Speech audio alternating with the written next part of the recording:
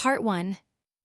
I'm Reeves, and I've been a search and rescue officer specializing in Lowe's Angel's underground sewer system for 8 years. 7 years, long enough to witness things no one would believe, things no one wants to hear, and sights that have kept me from peaceful sleep ever since. We're usually called when someone goes missing in the city's vast sewer network. It could be the homeless seeking shelter, curious children getting lost, or even criminals on the run. But that night, the call was different. 03. My watch beeped, marking the time as we descended into Manhole Number 7 on Sepulveda Boulevard. A dry, scraping sound echoed as the heavy metal plate was opened, as if the sewer system was exhaling after a long sleep. Elias, listen, Miguel, one of my 2 teammates that night, leaned close to the manhole. There's a cry, a call for help. The police said so. A witness claimed to have heard cries for help fading from the storm drain after this afternoon's heavy rain. I didn't hear anything, only the gurgling of water and air thick with the smell of mud. We switched on our headlamps and began to climb down. I went first, followed by Miguel and Sarah. It wasn't a job anyone envied, but I was used to it, or at least I thought I was. What is that smell? Sarah complained as we reached the bottom. The usual putrid smell of mud in the sewers was already bad enough, but today there was something different. A strong stench of chlorine assaulted my nose, mingled with a pungent, metallic odor I was all too familiar with, blood. Everyone, be careful. This isn't a normal smell. I motioned for them both to stay close. Sarah checked her gas detector. She pulled the device from her belt pouch and checked the oxygen levels normal. No methane, no hydrogen sulfide. Everything was normal. Normal? Nothing is normal here, I thought. The icy cold sludge bit into my skin as we waded through it. I was wearing a thick protective suit, but this cold felt unlike anything I had ever experienced.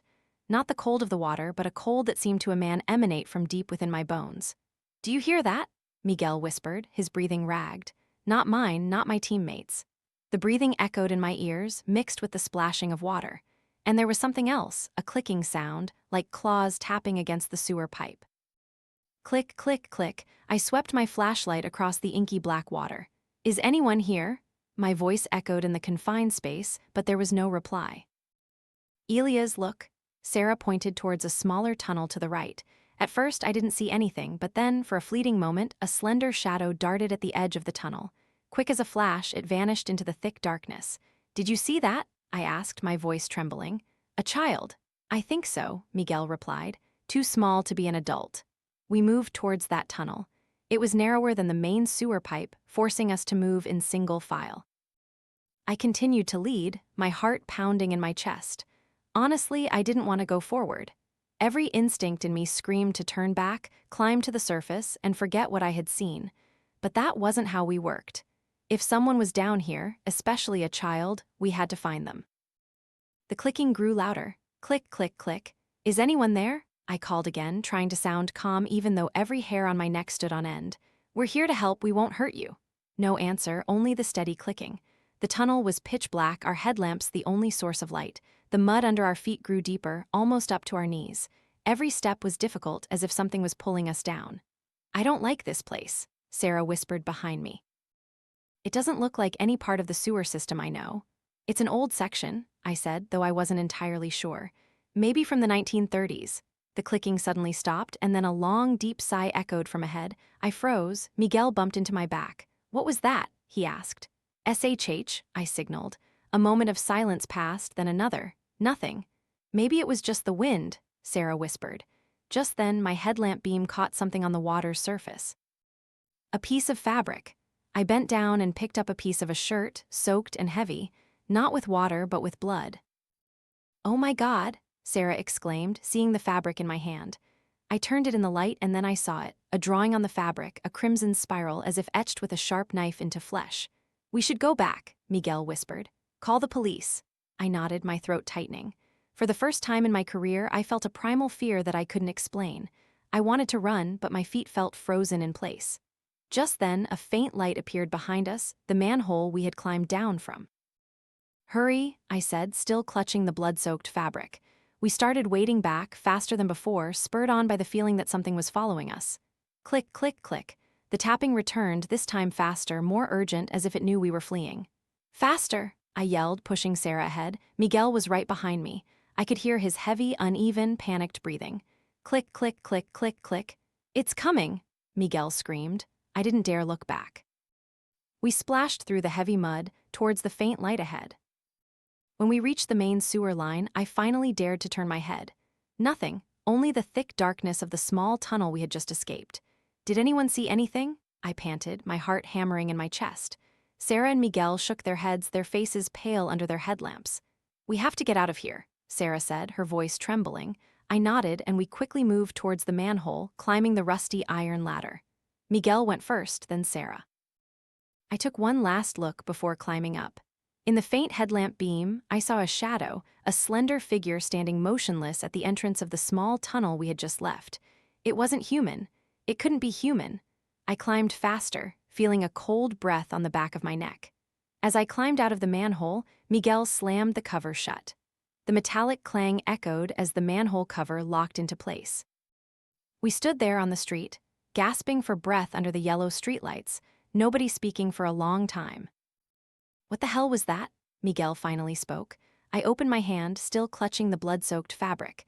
Under the streetlights, the crimson spiral seemed to stare back at me. I don't know, I said, my voice hoarse, but I'm going to find out. Sarah shook her head. No, Elias, you should give it to the police. We've done our job. I nodded, but all three of us knew it was a lie. Manhole number 7 had marked me, and I knew, whether I wanted to or not, I would have to go back there. Click, click, click. A faint tapping echoed from the manhole as we walked away, as if to remind me that it was still waiting. I didn't sleep that night, or any night since. Part 2. I returned to manhole number 7 alone as dawn was breaking. 3 days had passed since the incident.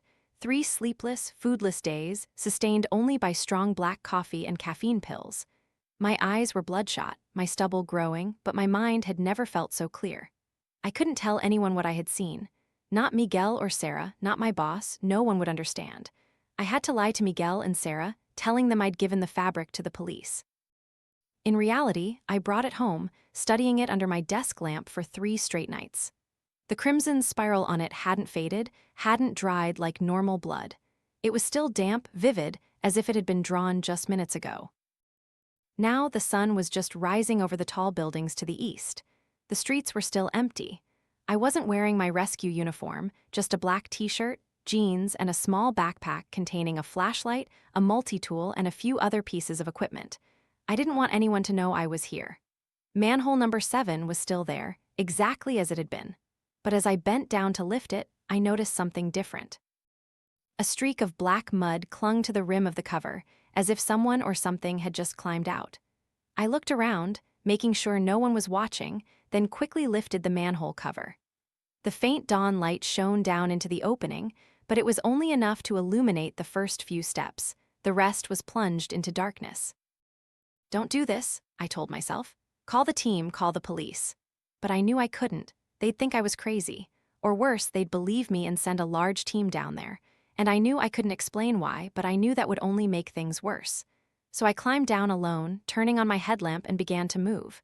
This time, there was no clicking, no breathing, only the steady drip of water and the echo of my own footsteps in the confined space. The icy cold mud was still there, but now it was deeper, almost to my knees. And something else was different. The chlorine smell was gone, replaced by a pungent stench of decay, like an animal carcass decomposing for days. Is anyone here? I called. My voice echoed in the pipe. No answer. I ventured deeper, following the same path we had taken 3 days earlier. The small tunnel was still there, dark and silent. But this time, I didn't enter it. Instead, I continued along the main sewer line where the water flowed more swiftly. And then I saw it, something floating in the black water. At first, I thought it was just a pile of trash or a dead animal. But as I shined my flashlight on it, my heart stopped. It was a person, a corpse floating face down in the water. Oh my God, I whispered, quickly wading closer. I reached out, trying to turn the body over. But as soon as my hand touched it, I knew something was wrong. The person's skin wasn't like normal human skin. It was bloated and mushy, as if it had been in the water for too long. But at the same time, it was strangely stiff, like hard rubber. I turned the body over and had to bite my lip to keep from screaming. It was no longer a human face. The skin was rotting, looking as if it had been submerged in acid. Wounds covered the body, oozing a thick, black fluid, not blood.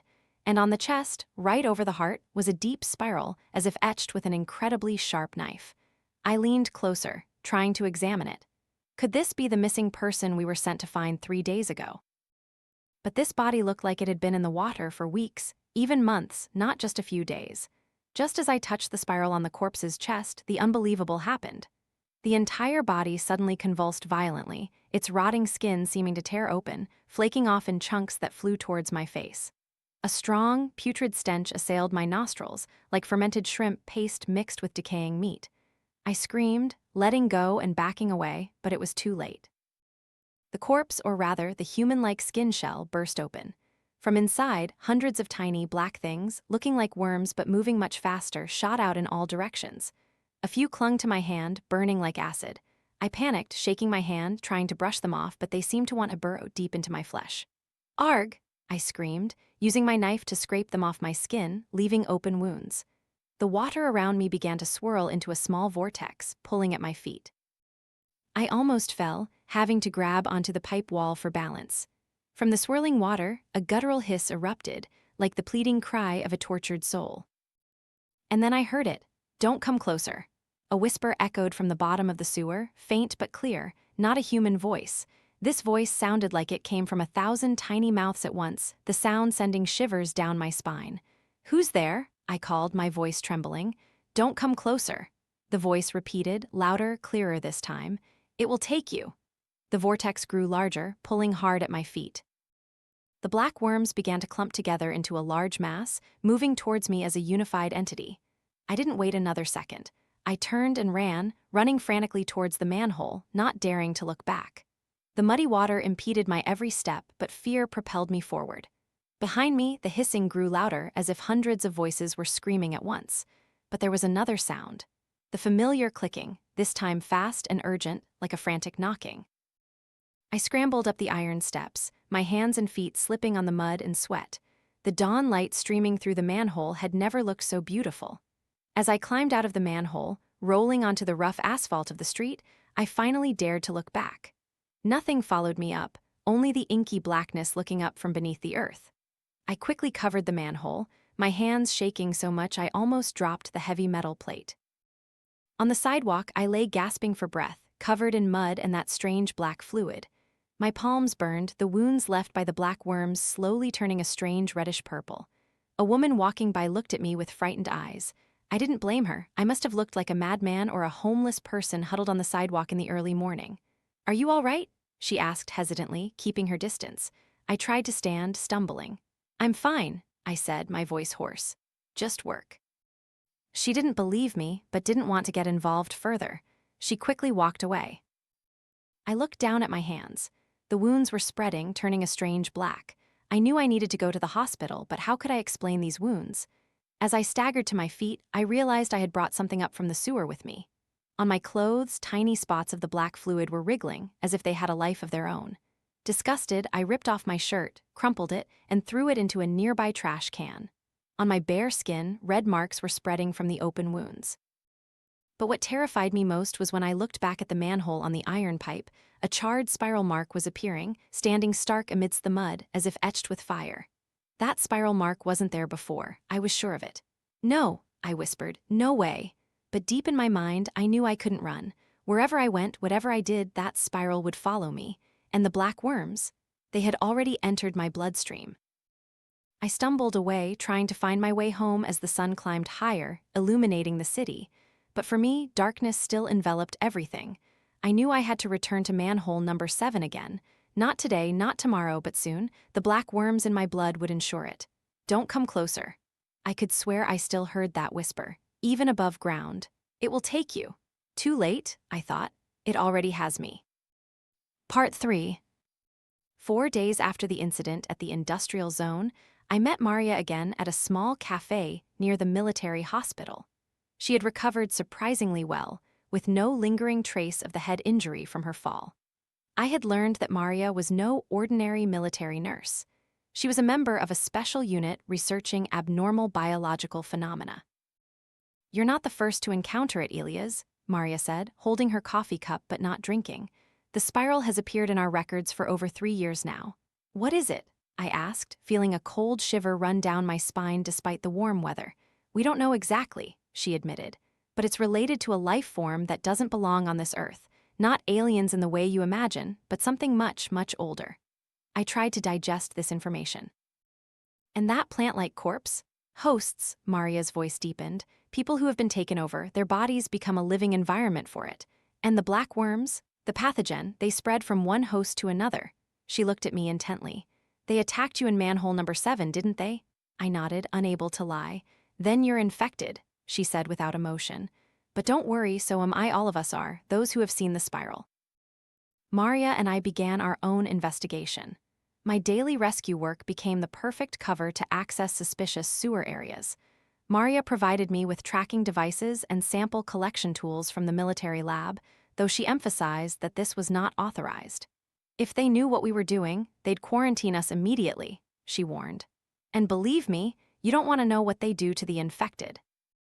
That afternoon, as the sun began to set and the sky turned orange and purple, I returned to Manhole Number 7. This time, I was thoroughly prepared. Full protective gear, a gas mask, and a bag containing the equipment Maria had provided. One of those devices was a miniature camera, the size of a fingertip, capable of transmitting images to a mobile device. I had learned how to use it from Maria. Drill a small hole in the pipe wall, insert the camera, and observe from a safe distance.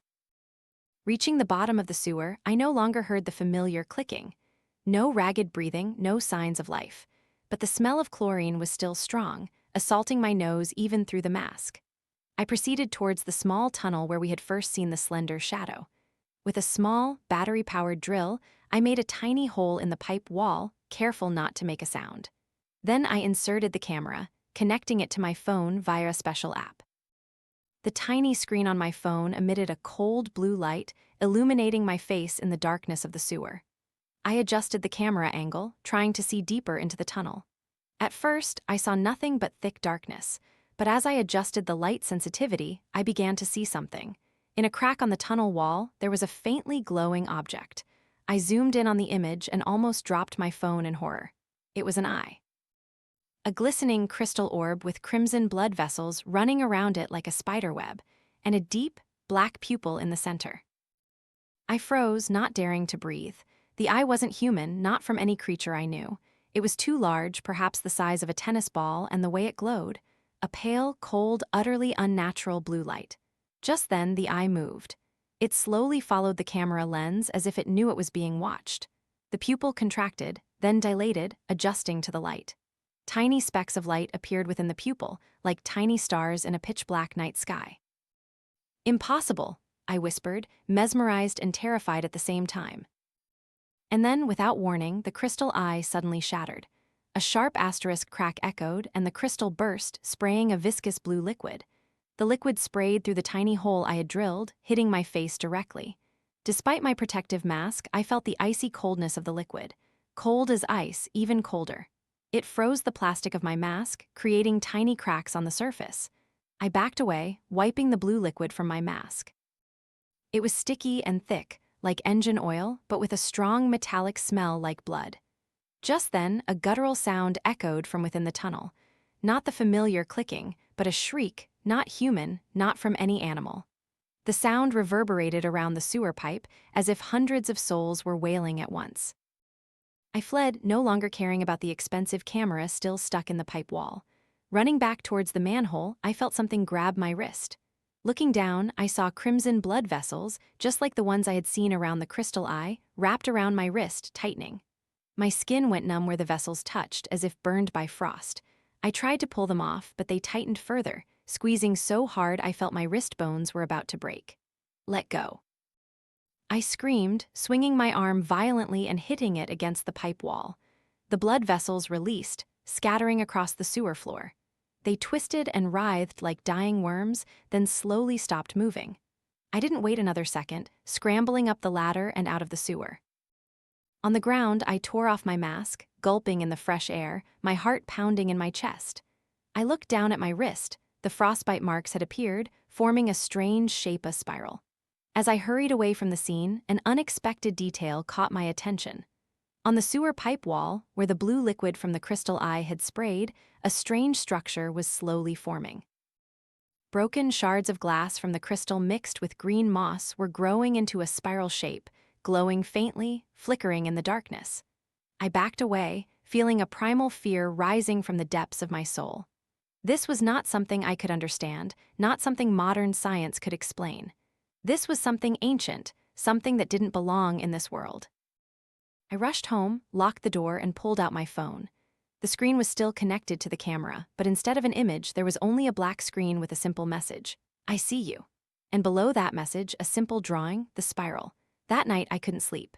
Every time I closed my eyes, I saw that crystal eye with its deep black pupil and the tiny stars within. And I had the feeling that no matter where I was, that eye was still watching me. It had marked me, and it would track me forever. The next morning, I called Maria and told her everything. She listened in silence, then said simply, "It's time for me to show you the lab." Maria's lab was deep underground, in a secret military base on the outskirts of the city. I had to sign dozens of non-disclosure agreements before being allowed in. As the elevator doors opened on the 5th basement level, I knew I had stepped into an entirely different world. "Welcome to Project Spiral," Maria led me through sterile white corridors, "where we research what you've encountered." I followed silently, feeling my heart pound faster with each step. In my mind, the image of the crystal eye still haunted me, and I wondered if I would find answers here or just more questions. "Maria," I said as we stopped before a large stainless steel door. "Have you seen it, the eye?" She turned to look at me, her bright blue eyes like two crystals. "Not asterisk the eye, Elias," she said evenly. "It's a collective consciousness, and believe me, you haven't seen anything yet."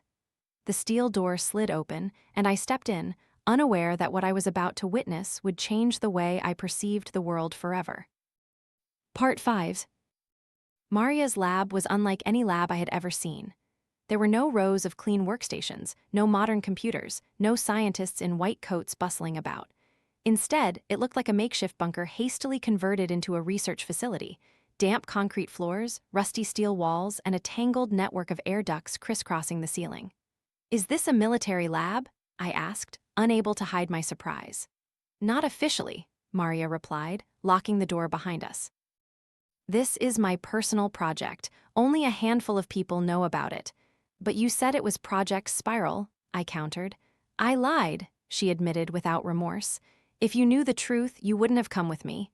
My heart pounded. "So what is the truth?" Maria didn't answer immediately. She walked towards a metal table in the center of the room where a miniature respirator was working sluggishly. Its huffing sound echoed in the confined space like the beat of a mechanical heart. "Have you ever wondered why it was you, Elias?" Maria finally spoke. "Why, out of hundreds of rescue workers in this city, you were the one to encounter the spiral?" I shrugged. "Just bad luck, I guess." "Nothing is random, Elias." Maria picked up a test tube filled with thick black liquid. "You were chosen, just like me, just like all of us." "Who are us?" I asked, feeling a cold shiver run down my spine. "The marked ones," she said, her voice becoming vague. "Those who have seen and been seen." Before I could ask further, the lab door opened and a man walked in. He looked familiar, but I couldn't place him. His face was gaunt, his eyes sunken, and a long scar ran from his temple down to his chin. "This is Min," Maria introduced, "my colleague and also one of the marked ones." Min nodded to me, not speaking. He walked towards a microscope on the table and began adjusting it. "Today, we're going to show you what we've found," Maria said, her voice even. "Something no one else has ever seen." She took a dropper, drew a small amount of the black liquid from the test tube, and placed it on a thin glass slide.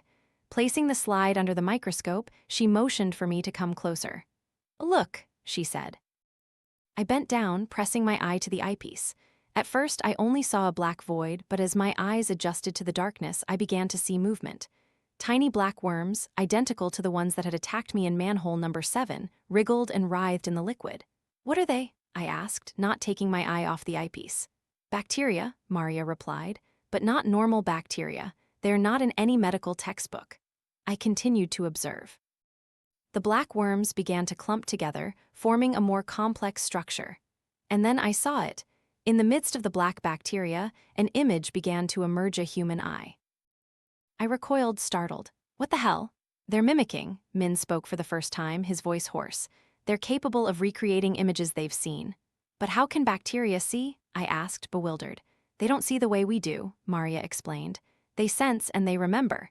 Each black worm is part of a larger organism, an organism with consciousness. I looked back into the microscope. The eye formed by the bacteria was still there, strangely glistening and alive. It seemed to be staring directly at me, through the glass, as if it knew I was observing it. "And the spiral?" I asked. "That's its mark," Min replied. "A sign of its presence. Every time it appears, the spiral follows." Just then, a loud crash echoed from the corner of the room. One of the containers of black liquid had shattered, spilling its contents onto the floor, where it evaporated into a thick black smoke. "Masks!" Maria screamed, rushing towards an equipment cabinet. But Min was too close to the container. He inhaled a deep breath of the black smoke before he could put on his mask. Immediately, he began to cough, coughing so violently that he doubled over. "Elias, help me." Maria yelled, putting on her mask and handing one to me. We ran to Min, trying to help him up. But when Min lifted his face, I had to try my best not to scream. From his mouth, nose, and even his eyes, black blood gushed out like spreading ink, pooling on the floor. "Get him into the isolation chamber," Maria ordered, her voice muffled by the mask. We dragged Min, who was convulsing violently, into a small room at the end of the lab. Maria slammed the door shut, locked it, then turned to me, her eyes wide behind the mask's glass. "Will he be okay?" I asked, my voice trembling. Maria didn't answer. Instead, she rushed to a monitor on the wall, turning it on. The image from the security camera in the isolation chamber appeared. Min was on the floor, still convulsing, black blood still pouring from every orifice on his body. And then the unbelievable happened. The black blood began to move, not flowing with gravity, but moving with purpose. It gathered into a large pool on the floor, then slowly rose, forming a straight column of liquid about a meter high. "Oh my God," I whispered, unable to believe my eyes. The column of black liquid began to bend, forming a shape resembling a human head with two empty eye sockets. It turned towards the camera as if looking at us. And then, from its core, a red light began to emanate, faint at first but growing stronger. "Turn off the lights," Maria screamed, rushing to the main switch. The entire lab plunged into darkness, with only the faint light from a few emergency lamps and the monitor. My heart pounded in my chest, cold sweat trickling down my spine. "Maria, what the hell is happening?" I asked. She tried to keep her voice calm but failed. "It's transforming," she whispered, her eyes glued to the monitor. "It's adapting." On the screen, the column of black liquid had fully taken on a human shape, with clear head, arms, and legs, but not a normal human. It was tall and unnaturally thin, with long, twisted limbs like broken bones reconnected incorrectly. And the face, if it could be called a face, had only two deep eye sockets emitting a red glow, and a wide mouth that stretched to its ears. The creature, I couldn't call it Min anymore, was staring directly at the camera, as if it knew we were watching. And then it smiled. A wide, distorted smile revealing rows of sharp, black, razor-like teeth. "We have to get out of here," I said, grabbing Maria's arm. "Now." "No," she shook her head. "We have to destroy it before it escapes. Otherwise, God knows what it will cause." "How?" "Fire," she said, her voice firm. "Only fire can destroy it." Maria rushed to a metal cabinet in the corner of the room, unlocked it with a special key, and pulled out a device that looked like a mini flamethrower. "Do you know how to use this?" she asked, handing me the device. "I think so," I replied, taking the device. It was heavy and cold, made of solid metal with a clear reservoir at the back. "This is special fuel," Maria explained. "It burns at a much higher temperature than regular gasoline, enough to destroy that thing." "And if it doesn't work?" I asked. Maria was silent for a moment, then said, "Then we die." Just then, a loud explosion echoed from the isolation chamber. On the monitor, we saw the black creature punching the door, creating deep dents in the metal. "Hurry," Maria urged, grabbing a similar device. "We don't have much time." We advanced towards the isolation chamber, weapons raised. From inside, the pounding grew stronger. The metal door began to warp. "When I open the door," Maria said, her hand on the lock, "you spray fire immediately. Don't hesitate. Don't think, just spray." I nodded, my hand gripping the flamethrower tightly, my finger on the trigger. "Ready?" Maria asked, her eyes not leaving the shaking door. "Ready," I replied, my mouth dry. 3, 2, 1, Maria counted down, then flipped the lock. The door burst open, and the black creature lunged out like lightning. I squeezed the trigger, and a blue stream of fire shot from the gun directly at the creature. It shrieked, a piercing scream, and recoiled back into the isolation chamber. Maria also sprayed fire, creating a wall of blue flames blocking the creature's path. The temperature in the room soared. I felt sweat pouring down under my clothes. The black creature twisted and writhed in the fire, emitting indescribable sounds. Not human or animal cries, but the grinding of metal, the cracking of melting ice, the howling of a storm. And then it ignited. Not burning in the usual way, but exploding into thousands of tiny pieces. Each piece was a burning black worm. They fell to the floor, twisting and writhing, then slowly stopped moving. When the flames finally died down, we stood there, gasping for breath, looking at the creature's remaining ashes. "We did it," Maria whispered, her voice trembling, but our brief relief quickly vanished as a strange sound echoed from the pile of ashes, a soft asterisk crackling asterisk like boiling water. We looked down and saw the ashes moving, not due to wind or vibration, but moving with purpose. They were gathering, forming a familiar shape. "The spiral," Maria whispered, backing away. "No way." The spiral from the ashes grew clearer, and from its center, a faint red light began to emanate, like the crystal eye I had seen in the sewer, but smaller, weaker. Just then, my phone in my pocket vibrated. I took it out and saw a message from an unknown number. "We are coming." "What?" I whispered, staring at the screen. How could I receive a message deep underground where there was no cell service? Maria looked over my shoulder, her face pale. "It's contacting you," she said, her voice trembling. "It knows who you are." I looked back at the pile of ashes. The spiral was still there, but the red light had faded. Instead, a thin wisp of smoke was rising, forming a strange shape in the air, a vague face with empty eyes and a distorted smile. "Let's go," Maria said, pulling my arm. "We're not safe here anymore." We ran out of the lab, locking the door behind us. In the dark hallway, only our ragged breaths and hurried footsteps echoed. "Maria," I said as we were in the elevator. "You know what it is, don't you? Not bacteria, not an alien organism. What is it?" Maria looked at me, her bright blue eyes shining in the dim elevator light. "It's death, Elias," she whispered. "It's death in the form of life." As the elevator ascended to the ground floor and we stepped out into daylight, I felt a chill run down my spine. Not from fear, but from the realization that I had seen something no one else had ever seen. Something that didn't belong in this world. And I knew that no matter how far I ran, no matter how long I hid, the spiral would always find me. Because, as Maria had said, it had marked me. Just then, I noticed a detail I had missed. In the lab, when Min transformed into the black creature, I had seen something on the floor. Broken test tubes, and from those fragments, crystals had reconnected, forming a shimmering spiral, like an incantation written in the language of the cosmos. I didn't say anything to Maria about this, because deep down, I knew it wasn't a warning or a sign. It was an invitation. Part 6. 3 days after the lab incident, I couldn't reach Maria. Her phone was always off, emails went unanswered. And when I went to her apartment, the neighbor said Maria had left yesterday, carrying a small suitcase, looking panicked. I didn't know what to do. Part of me wanted to forget everything: the spiral, the crystal eye, the black creature born of blood. But the other part, the insatiable curiosity I couldn't suppress, urged me to learn more. On the 4th afternoon, I decided to return to the secret lab. I knew it was a terrible idea, but I needed answers. Needed to know what I was truly up against. The military base where the lab was located had been abandoned. No guards, no security personnel, no signs of life. I passed through the main gate surprisingly easily, feeling like I was walking into a ghost town.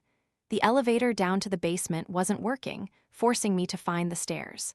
5 flights down into the darkness, lit only by my phone's flashlight. I felt like I was descending into my own tomb. When I reached the 5th basement level, I stood before the steel door leading to the lab. It was locked, but the door was no longer intact. There were deep claw marks on the metal surface, as if a giant beast had tried to tear it open. I pulled a small crowbar from my backpack, a familiar rescue tool in my line of work, and began to pry at the lock. After a few minutes of struggling, the door sprang open with a painful squeal. Inside, the lab looked like it had been hit by an earthquake. Everything was overturned, shattered. Test tubes lay scattered on the floor, broken into fragments. Machinery was torn apart, wires protruding like the guts of a dissected animal. And everywhere on the walls, on the floor, even on the ceiling were streaks of dried black blood. "Maria," I whispered, my heart pounding. What did you do? I moved cautiously through the wreckage, trying to find clues about what had happened. Just then, I stepped on something that clicked under my foot. Bending down, I picked up a broken camera, its casing shattered, its lens cracked. The camera looked familiar. I remembered it was Maria's. She had used it to record her experiments. The memory card was still inside. I took it out and put it in my pocket. Maybe it held clues to what had transpired here. Continuing my search, I discovered a stack of documents scattered under an overturned table. Most of the pages were torn or soaked in black blood, but I still found a few intact pages. One of them read, Date 17, specimen reacts to electricity. When stimulated with a small current, it generates images. Not random images of us. It's observing us and learning. Another page, written in shaky handwriting, perhaps the last notes, read, Date 23, I am no longer alone in this lab. I can feel it, its breath on my neck, its whispers in my mind. Min became the first host, but won't be the last. It wants more. It wants all of us. I held the damp, blood-stained paper in my hand, feeling my blood run cold. The words, I am no longer alone, were smudged with fresh blood, as if written with a finger, not a pen. My flashlight began to flicker, even though I had just fully charged it before coming here. Each time the light flashed, I saw writing on the walls, flickering in the darkness. Words I was sure hadn't been there before. We see you, we know you, we are you. Don't panic, I told myself, trying to stay calm. It's just hallucinations. But then I heard the soft, feather-light footsteps echoing behind me. I spun around, my flashlight sweeping through the darkness, but saw nothing.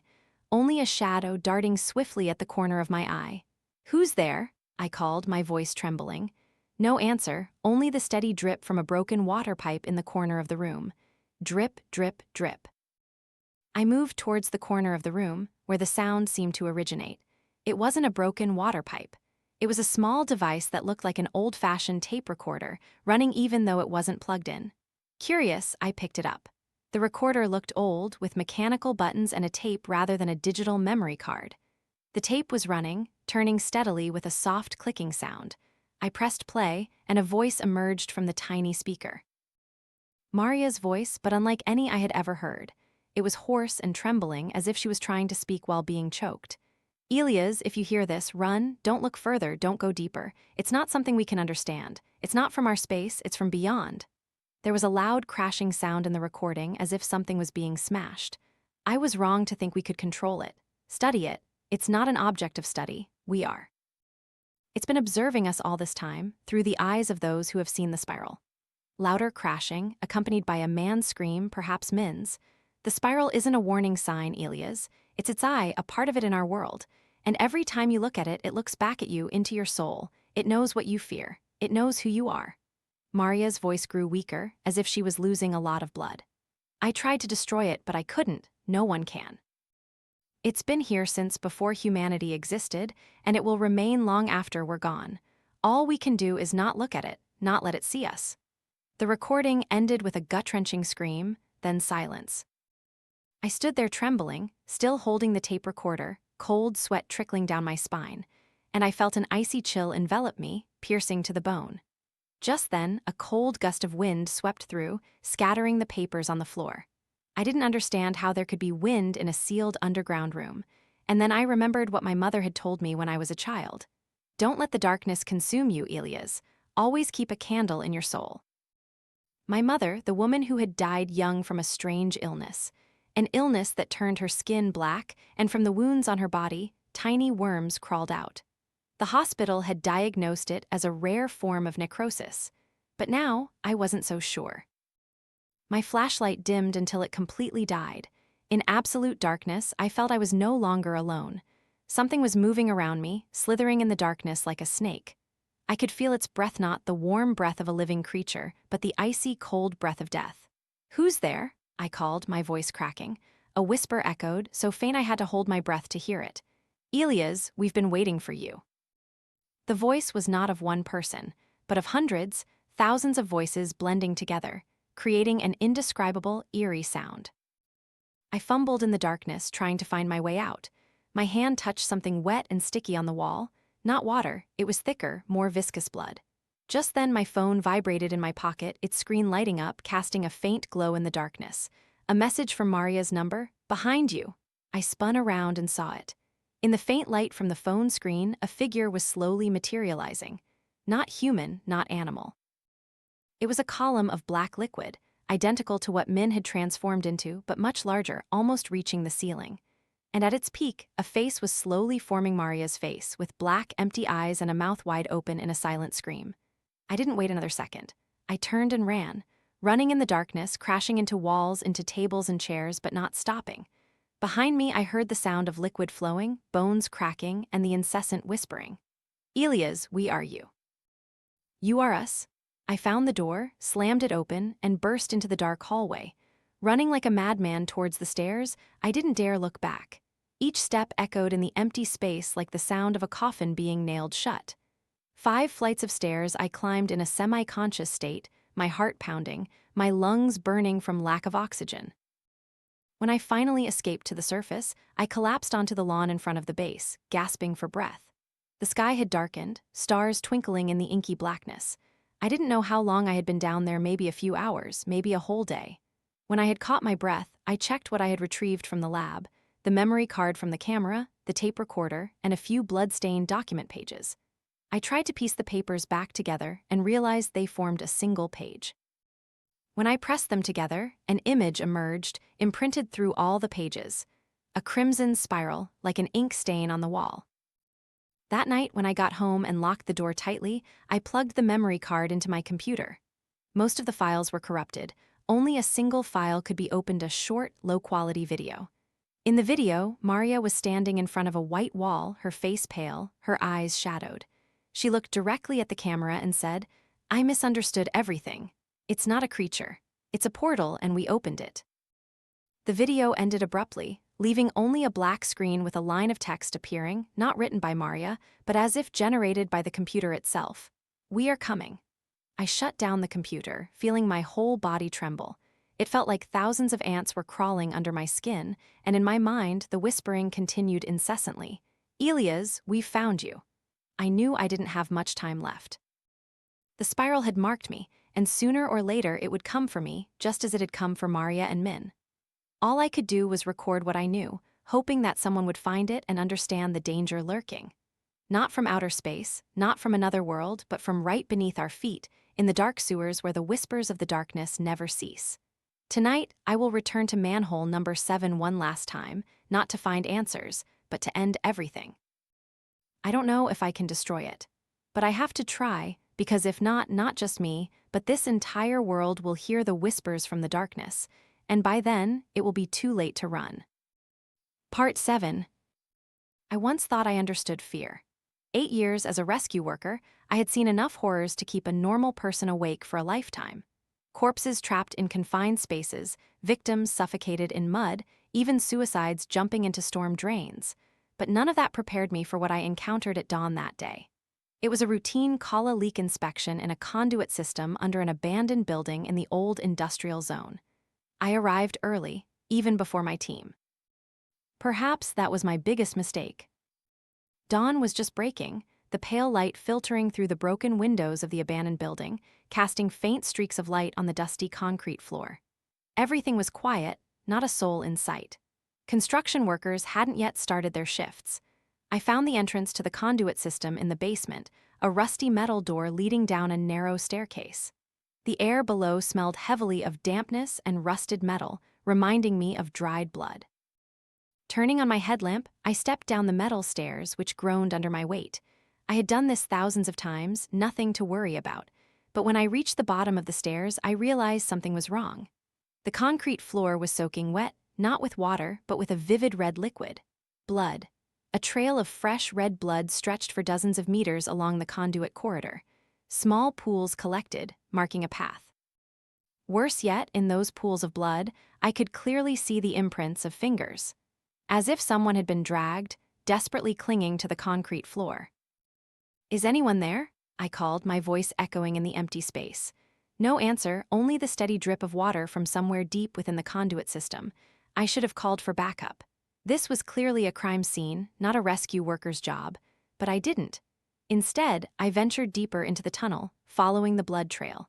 My headlamp swept across the damp walls, revealing a series of large conduits running along the corridor. They looked like the gigantic blood vessels of a prehistoric creature, winding and bulging at the joints. Just then I heard it. Footsteps, not normal, heavy, decisive footsteps. This was something lighter, a shuffling sound, as if someone was dragging their feet on the damp ground. The sound echoed throughout the tunnel, making it impossible for me to pinpoint its origin.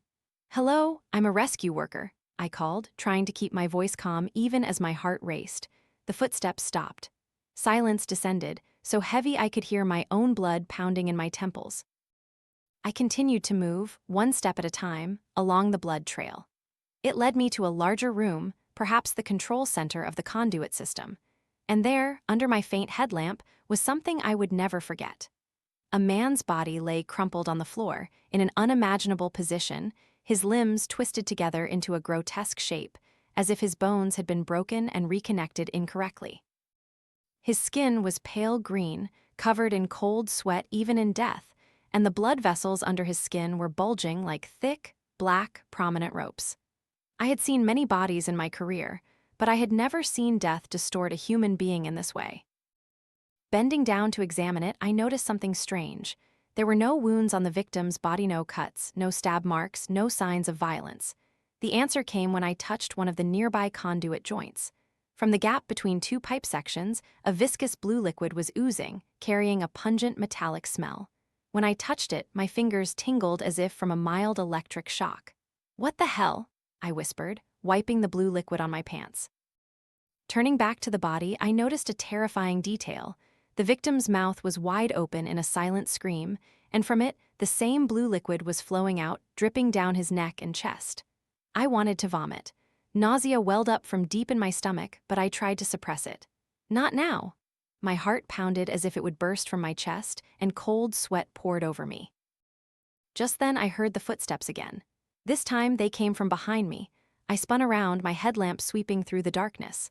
Nothing, only conduits and shadows. "Who's there?" I called, my voice trembling. The footsteps echoed again, this time stopping right behind me. I turned and I saw it. The body on the floor had stood up, but not in a normal way. His twisted, distorted body was trying to straighten, bones creaking, sinews groaning like old machinery. "No way," I whispered, backing away.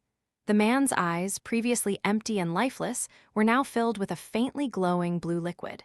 His mouth opened, not to speak, but to spray a stream of blue liquid towards me.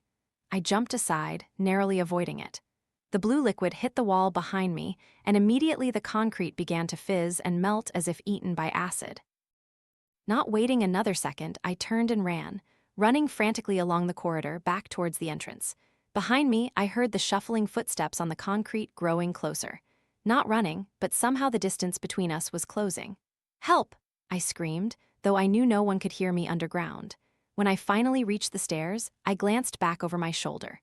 The creature, I couldn't call it a person anymore, was standing just a few meters behind me. Its twisted, deformed joints creaked as it moved, and from its mouth the blue liquid was flowing in streams, pooling on the floor in small, faintly glowing puddles. I scrambled up the stairs, 3 steps at a time, my heart feeling like it would burst. When I reached the top of the stairs, I turned to look one last time. The creature was standing at the bottom of the stairs, its head tilted to an impossible angle, its neck broken. It wasn't coming up. It seemed it couldn't or wouldn't leave the conduit system. I slammed the metal door shut, locked it, and backed away, gasping for breath. I wasn't safe yet. I knew the door wasn't strong enough to keep that creature in if it truly wanted out. As I stumbled out of the abandoned building, the sun was high, shining brightly. A strange contrast to the darkness and horror I had just witnessed. I took out my phone, intending to call my colleagues, but then stopped. How could I explain what I had just seen? A corpse standing up, spraying liquid that melted concrete. They'd think I was insane. Just then, I noticed a strange sensation on my wrist. Looking down, I saw a streak of blue liquid on my skin where I had wiped my hand on my pants. The skin around the streak was turning black, and I felt a sharp, stinging pain like a needle. "No," I whispered, trying to wipe it off, but it was too late. The liquid had already soaked into my skin. 3 days later, doctors still couldn't explain my condition. The wound on my wrist had spread, the surrounding skin turning black, and blue veins began to emerge under the skin. They took tissue samples for testing, but the results didn't resemble any infection or poisoning they had ever seen. A week later, I was discharged from the hospital because the symptoms suddenly disappeared. The wound healed, my skin returned to normal, and I felt as healthy as if nothing had ever happened. The doctors called it a medical miracle, but I knew better. Last night in my dream, I saw myself standing in the conduit system under that abandoned building. But this time, I wasn't the observer. I was the creature with a twisted, deformed body, blue liquid flowing from its mouth, and standing before me, trembling in fear, was another version of myself. When I woke up, drenched in sweat, I realized one thing: I had become a part of it, and it had become a part of me. Today, I returned to that abandoned building, not for work, but because of a deep pulling sensation in my mind. A call I couldn't resist. As I stood before the metal door leading down to the conduit system, I saw it. A crack in the concrete wall spreading into a spiral shape, with dark, ominous black liquid oozing from the fissures.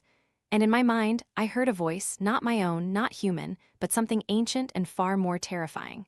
"Welcome home, Elias, welcome home." I opened the door and stepped into the darkness, knowing that this time, I would never come out again. Part 8. It's been 4 months since the incident at the abandoned building with the rusty conduits. 4 months where every day I wake up with the taste of metal in my mouth and a tingling sensation on my skin, as if a faint electric current runs beneath the surface. 4 months where every night I dream of dark corridors and glowing blue liquid. I tried to forget, to bury it as I had tried with the memories of Manhole Number 7, of Maria, of the crystal eye, of the black worms. But memories are not easily buried, especially when they constantly unearth themselves. Today, a call woke me at 4:00 a.m., a small, hoarse voice, no name given. "Elias Reeves, we need you at Westlake Tunnel immediately. This is the highest level of emergency." "Who is this?" I asked, still groggy. "The Explosive Ordnance Disposal Team," the voice replied. "We have a situation."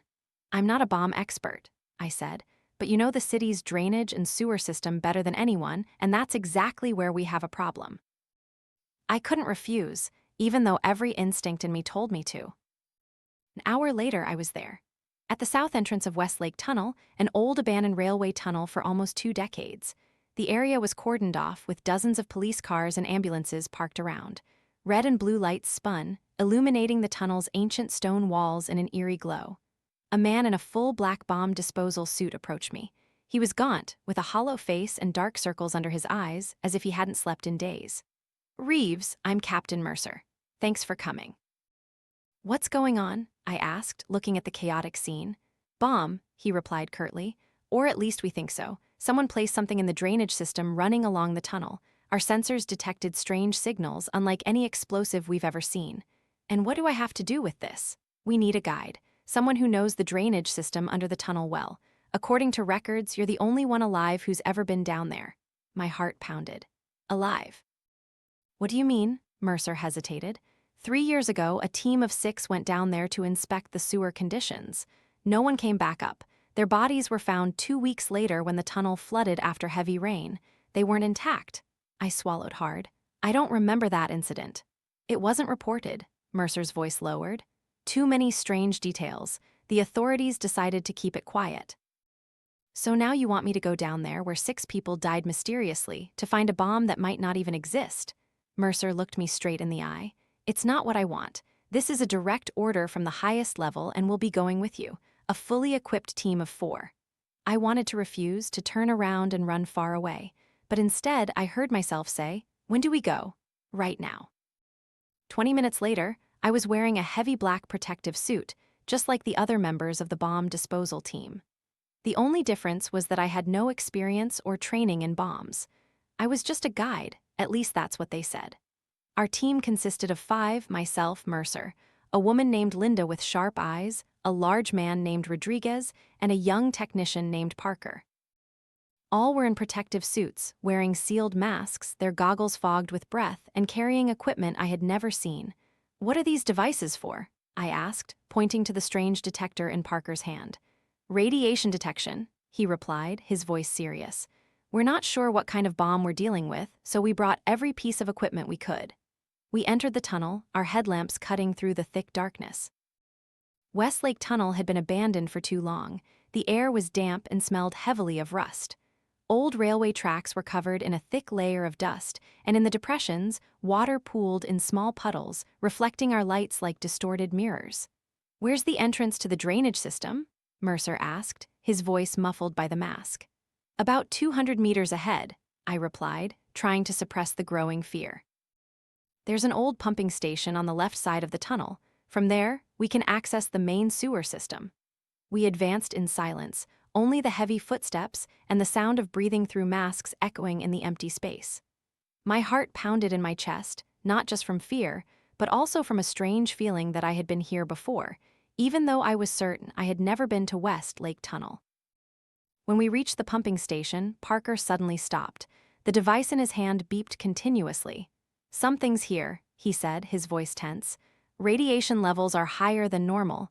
"What kind of radiation?" Linda asked, stepping closer. "Don't know, nothing I've ever seen, it's fluctuating." Mercer signaled for us to continue, but with greater caution. I opened the steel door leading into the pumping station, and a cold gust of air rushed out, carrying a strong damp smell and another odor, the smell of ashes and broken bricks. "Is anyone here?" Rodriguez called. His voice echoed in the confined space. No answer, but I felt a chill run down my spine, as if someone or something was watching us. The pumping station led to a spiral iron staircase, descending about 3 stories underground. We went down cautiously. Each step made the staircase creak. The sound echoed in the empty space. When we reached the bottom of the stairs, we stood before a long corridor with large sewer pipes running along both sides, but something was wrong. The corridor floor was covered in ashes, and amidst the ashes, clear barefoot footprints appeared. Not adult footprints, but children's footprints, deeply impressed in dark red like dried blood. "Footprints," Rodriguez whispered, bending down to examine them. "Too small, a child has been here." "Impossible," Linda countered. "This area has been sealed off for years, no one could get in." "Then explain these footprints," Rodriguez replied, pointing to a trail of footprints leading deep into the corridor as if marking a path. "Should we follow them?" Parker asked, his voice trembling. Mercer thought for a moment, then nodded. "That could be a clue leading to the bomb, but be careful, maintain distance, and be ready to retreat if I give the order." We began to follow the footprints deep into the maze of pipes and tunnels.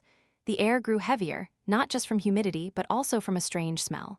The chemical odor of burning sulfur and chlorine assaulted my nose, even through my mask. "Toxic fumes," Linda warned, checking a small device on her wrist. "Unusually high chlorine concentration in the air. Our masks should filter it," Mercer reassured. "But don't take them off, no matter what happens." My breath through the mask made a small wheezing sound every time I inhaled, and the air, thick with the smell of burning chemicals, made every breath difficult. I felt lightheaded, and nausea rose from my stomach. "I don't feel well," I said, my voice muffled. "Hold steady," Mercer ordered. "We're almost there." The footprints led us to a large circular room, perhaps once a junction for many large sewer pipes. In the center of the room, a strange object rested on a stone pedestal, looking like a metal sphere, the size of a basketball with peculiar veins running across its surface, glowing faintly with a familiar blue color. "Is that it?" I asked, not daring to approach. Parker checked his equipment, his face pale under his mask's glass. "The radiation from that object is unmeasurable." "My equipment can't handle it." "Is it a bomb?" Rodriguez asked. "I don't know," Parker shook his head. "It doesn't look like any explosive device I've ever seen, but it's active, emitting energy." Mercer signaled for everyone to back away while he advanced to examine the object. With cautious movements, he swept a small device around the sphere, not touching it. "Any signs of a timer or remote detonation?" Linda asked. "No," Mercer replied. "But something's moving inside, like liquid ore." Just then, a loud noise echoed from one of the pipes leading into the room. We all turned, weapons raised. From the darkness of the pipe, a figure emerged. At first, I thought it was a small child, tiny and slender, but as it came closer, I realized it wasn't human. The creature was the size of a 10-year-old child, but its body was pale green, almost translucent, with blue veins prominently visible under its delicate skin. Its eyes, if they could be called eyes, were just 2 wide, empty sockets glowing with the same strange blue color as the metal sphere. "Oh my God," Linda whispered, backing away. "Stand still," Mercer ordered, his voice trembling. "Nobody shoot." The creature stopped, looking at us with its empty eyes, and then it opened its mouth, a bottomless black void, and emitted a sound that was not human, not from any creature on Earth. A guttural hiss like metal scraping on glass. "What is it saying?" Rodriguez asked, gripping his weapon tightly. "I don't think it's talking," I said, my throat tightening. "I think it's signaling." As if confirming my words, the metal sphere in the center of the room began to vibrate, the veins on its surface glowing brighter. A low hum emanated from it, growing louder, faster, until the entire room vibrated with a pulsating, heart-like rhythm. "We have to get out of here now," Parker screamed, turning and running towards the exit. But it was too late. The small creature suddenly glowed intensely. Blue light radiated from its body like a wave, engulfing the entire room. When the light touched Rodriguez, who was standing closest, he froze in place like a statue, then gradually faded as if dissolving into the air. "Rodriguez!" Linda screamed, trying to reach him, but it was too late. Rodriguez completely disappeared, leaving only his empty protective suit collapsing to the floor. No blood, no bones, nothing. He was simply no longer there. "Run!" Mercer ordered, grabbing my arm.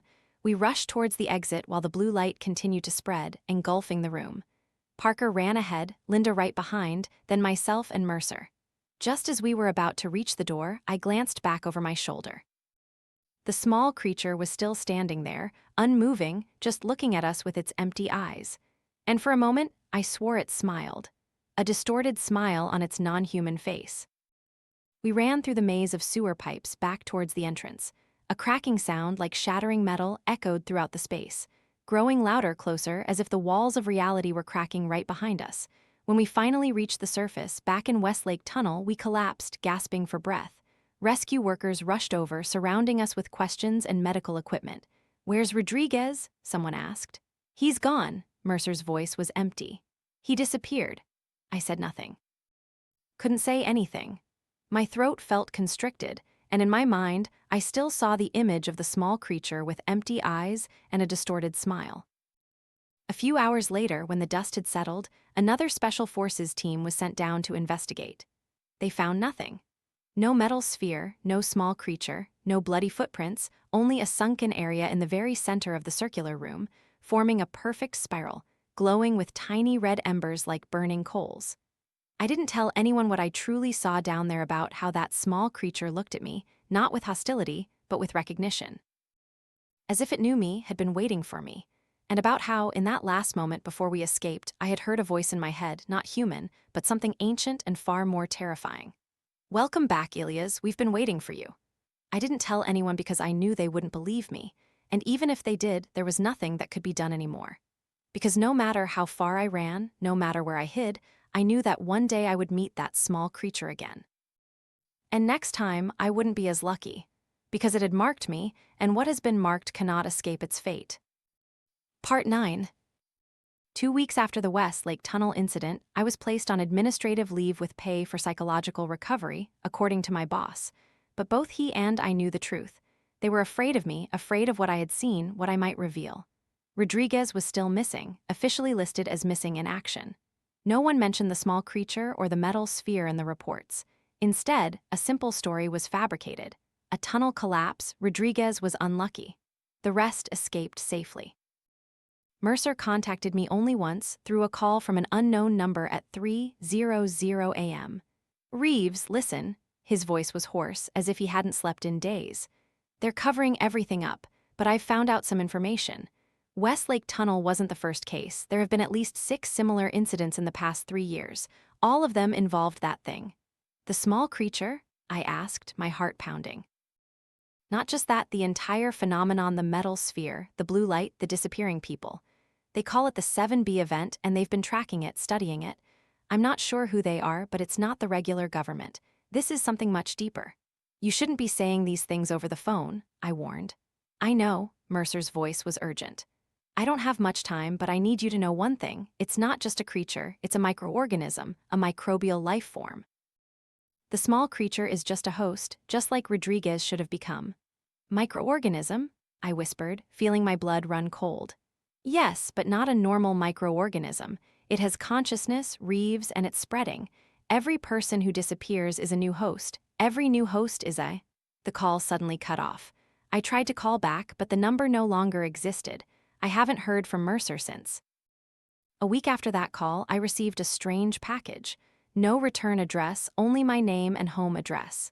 Inside was a black USB drive and a piece of paper with a handwritten note, Mobile Lab, Sector C7 tonight. I knew I should have turned it over to the police, or at least deleted it without looking. But curiosity won. I plugged the USB into my computer. Inside was a single file, a video showing a mobile laboratory with medical and scientific equipment arranged in a confined space, perhaps a container or a large truck. Neon lights on the ceiling flickered continuously, creating an eerie lighting effect. Test tubes were stacked on shelves, and the air was thick with the smell of chemicals. In the video, a group of scientists in protective suits were examining a familiar object, the metal sphere I had seen at Westlake Tunnel. But now it had been opened, revealing a mass of viscous blue liquid inside, moving and swirling as if it had a mind of its own. The specimen is reacting to electricity, a voice spoke, Mercer's voice. It seems to have the ability to absorb and convert electrical energy into something else. Not electricity, a female voice replied. It's biological. It's interacting with the cell samples we're introducing, as if it's learning to become a part of them. The video continued with footage of various experiments on the blue liquid mass. I watched, half mesmerized, half horrified, as scientists shone lasers, discharged electricity, and even injected chemicals into it. The liquid mass reacted each time, but not in the way ordinary matter would.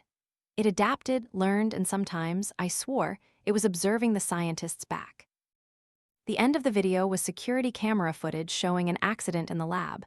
One of the test tubes containing the blue liquid spilled, and a few drops splashed onto a scratch on a scientist's wrist. At first, he didn't notice, but after a few seconds, he began to scream, his wrist convulsing violently. "Direct contact," a voice yelled. "Get him to quarantine immediately." The video ended abruptly, the screen turning black. But in the last second, I saw a fleeting image, too fast to fully register. A man's face with prominent blue veins under his skin and eyes glowing with the same strange blue color as the liquid mass. Sector C7 turned out to be an abandoned truck parking lot on the outskirts of the city, surrounded by rusty iron fences and no entry warning signs. I arrived there at midnight, driving with my lights off to avoid attention. In the middle of the parking lot, a large, solitary white shipping container stood, with no identifying marks, only a metal door with an electronic lock. This must be the mobile lab Mercer mentioned. I approached cautiously, tense and alert. There was no sign of Mercer or anyone else. The parking lot was completely silent, only the soft wind whistling through the rusty vehicle frames. In front of the container door, a keypad awaited a password. I tried dates from the paper Mercer sent, but no luck. After a few attempts, I suddenly remembered. 7B event. I entered 7B on the keypad, and the door beeped softly, then slid open.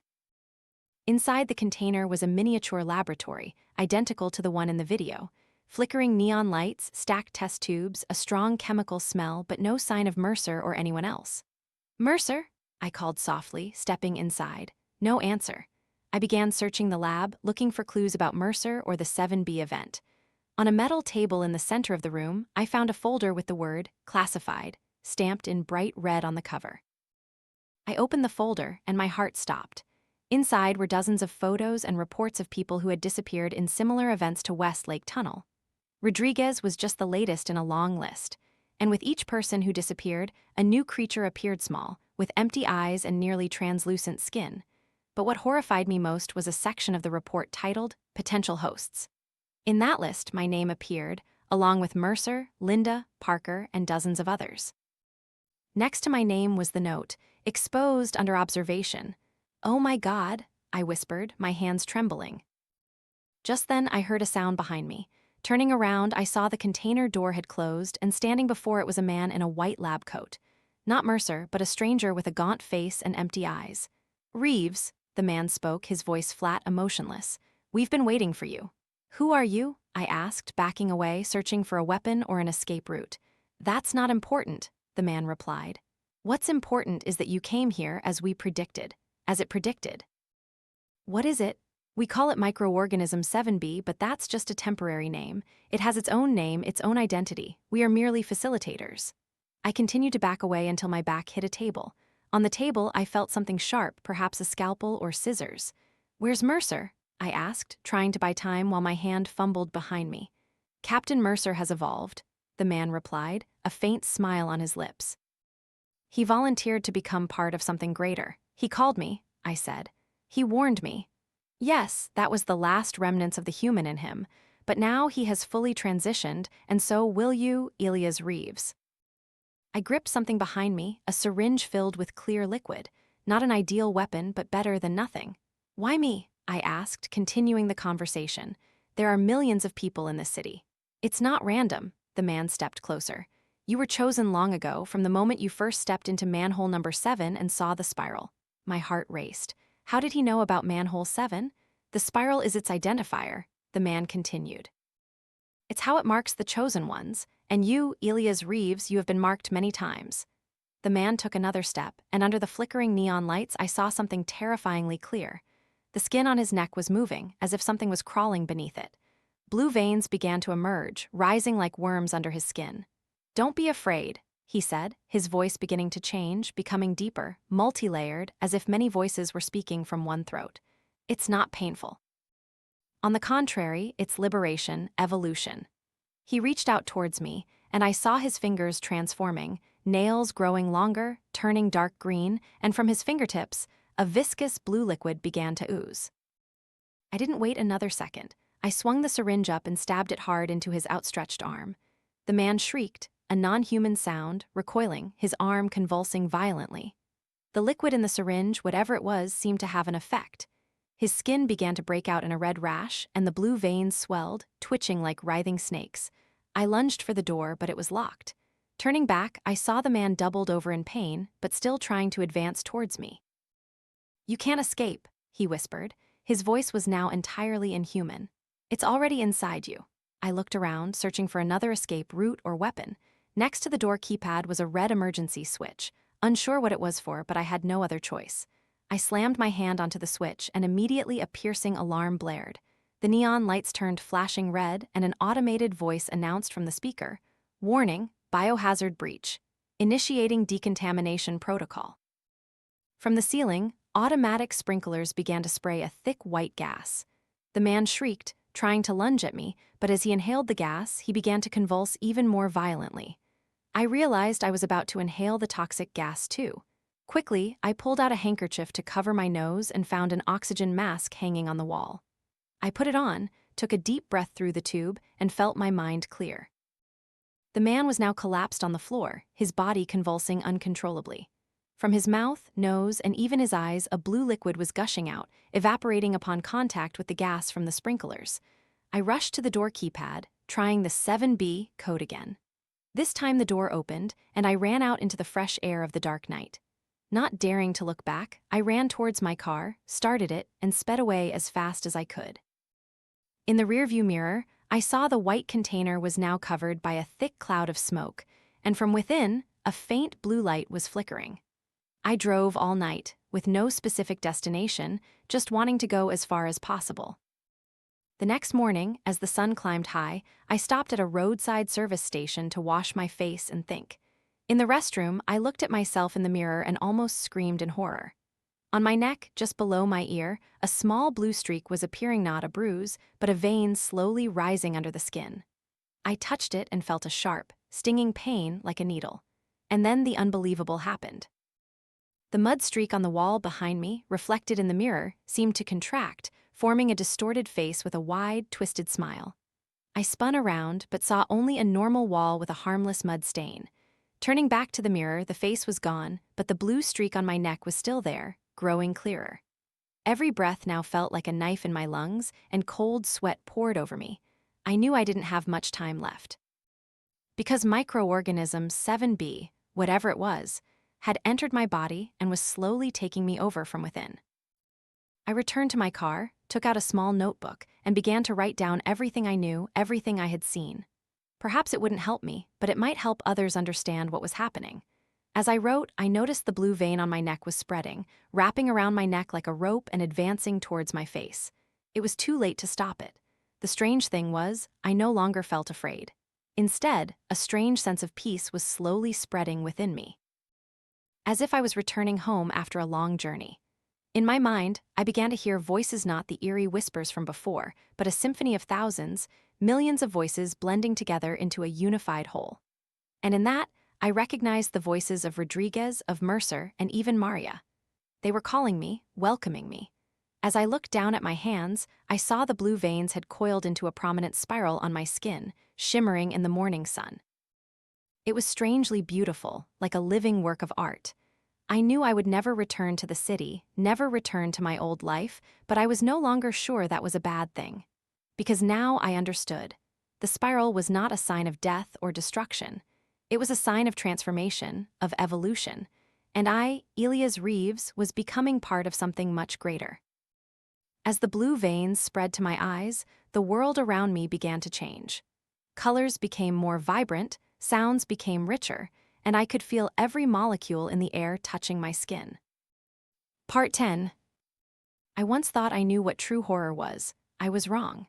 Nothing in the past, not Manhole 7, not the crystal eye, not the black creature, not the glowing bacteria, prepared me for what I experienced in the sewer system beneath old Chinatown. 6 months had passed since the mobile lab incident. The blue marks on my neck had faded, then completely disappeared after a few weeks, as if my body had healed itself. I had returned to work, trying to forget everything, trying to live a normal life. It was a pouring, rainy day when the call came. An elderly Chinese woman reported hearing cries from the sewer system beneath her store. No one else wanted to take the assignment. Perhaps because of the rain, or perhaps because the area had a bad reputation. But I volunteered. It was the biggest mistake of my life. The store was on a quiet street corner, an ancient traditional Chinese medicine shop with glass jars filled with strange herbs and animals preserved in cloudy liquid. The old woman, with skin as wrinkled as old paper and cloudy eyes, led me down to the basement. "The sound comes from down there," she pointed to an iron manhole cover in the dark corner of the damp basement. "It started after the heavy rain last week, like a child crying." I nodded, saying nothing.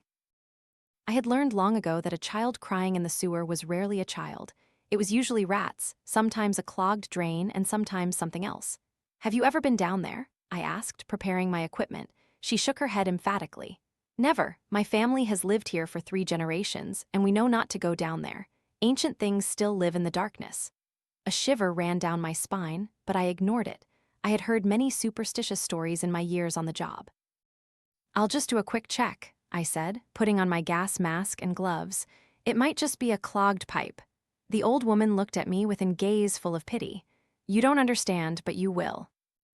I opened the manhole cover, and a putrid stench hit me directly, even through the mask. It wasn't the usual sewer smell. It was thick and strangely sweet, like decaying meat mixed with honey. Turning on my headlamp, I began to climb down the rusty iron ladder. Each step creaked under my weight. The sound echoed in the confined space below. When I reached the bottom, I found myself standing in a narrow sewer pipe, just tall enough for me to stoop. Thick, black, viscous sludge rose to my ankles, much thicker and stickier than normal sewer water. "Is anyone there?" I called, my voice echoing in the pipe. No answer, only the steady drip of water from somewhere ahead. I advanced one step at a time, trying not to think about what was clinging to my rubber boots. My headlamp swept across the damp walls, revealing cracks and moss covering the old concrete surface. After about 20 meters, the pipe widened into a circular chamber, where several smaller pipes met. In the center of the chamber, a large pool of black water stood, strangely reflecting my light, unlike ordinary water.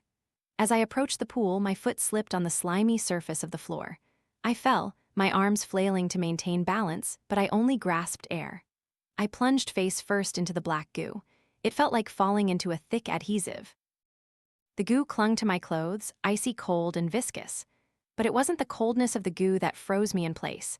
It was what I saw in that pool of goo: dismembered remains. Hundreds, perhaps thousands, of small fragments of bodies floated in the black goo. Not animal remains, but human remains.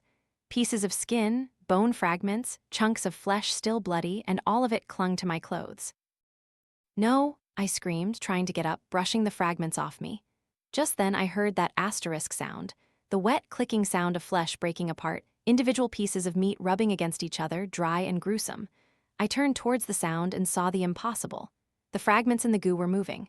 Not moving with the current or gravity, but moving with purpose. They were coalescing. Bone fragments connected, pieces of flesh stuck together, forming an increasingly large structure. "Oh my God," I whispered, backing away, unable to believe my eyes. Before me, the dismembered fragments were gathering into a human shape, trembling and unstable. The skeletal structure creaked as it formed, and flesh stretched over the framework like a drenched blanket. The creature I couldn't call it human stood a head taller than me, with long, twisted, distorted limbs. It had no face, only a gaping black hole, from which a rattling breath emanated. I couldn't move. Fear had frozen me in place. My heart pounded in my chest as if it would burst. My mind screamed at me to run, but my body refused to obey. The creature advanced towards me, each step emitting a wet, squelching sound as the fragments of flesh shifted and rearranged. From the hole in its face, a sound began to emerge. Not a voice, but the cry of a child, exactly as the old woman had described. The last vestiges of survival instinct finally won. I scrambled up, lunging towards the exit, but the creature moved faster than I expected. A long, wet limb reached out and grabbed my leg. I fell, my face hitting the concrete floor hard. "Let go!" I screamed, trying to kick it off, but it wouldn't release me. Instead, it pulled me closer, flipping me over so I had to face it. The black hole on its face was now only centimeters from mine, and from within it, I could see a maze of raw red flesh and white bone, moving and twisting as if with a mind of its own. "Elias," a voice emerged from the black hole, hoarse and fractured, as if made up of dozens of different voices. "Elias." I struggled harder, horrified to hear the creature call my name. "What the hell are you?" "We are," the creature replied. Its voice grew clearer with each word. "We are everyone." Another arm reached out from the creature's body, but this time not to attack. It held something, a flat metal object, perhaps an ID card. It brought the metal object before my face. In the headlamp's beam, I saw what it was, an old, rusty ID badge, but still readable.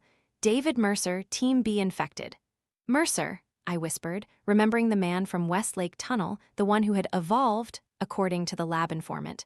"We remember," the creature said, the child's cry interspersed with the multi-layered voice. "We remember everything." I didn't want to understand. All I wanted was to get out of here, away from this disgusting creature and its stench of decaying flesh. With a desperate effort, I reached up and grabbed the small axe hanging from my belt, the standard rescue tool I always carried. Without hesitation, I swung the axe and chopped hard at the arm holding my leg.